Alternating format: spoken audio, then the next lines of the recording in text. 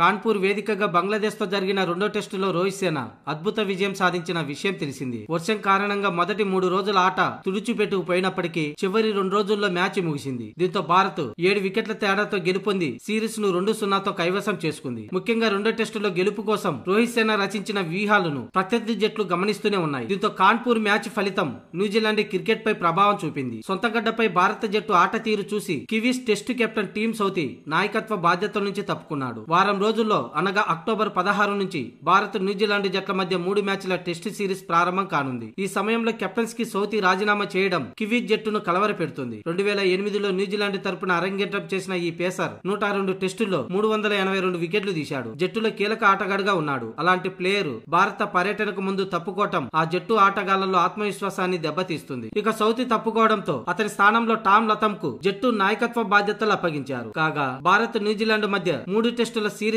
October 16 నుంచి ప్రారంభమవుతుంది. తొలి టెస్టు అక్టోబర్ 16 బెంగళూరు వేదికగా జరగనుంది. ఇక రెండో టెస్టు అక్టోబర్ 24న పూణే వేదికగా జరగనుంది. ఇక మూడవ టెస్టు నవంబర్ 1 నుంచి జరగనుంది.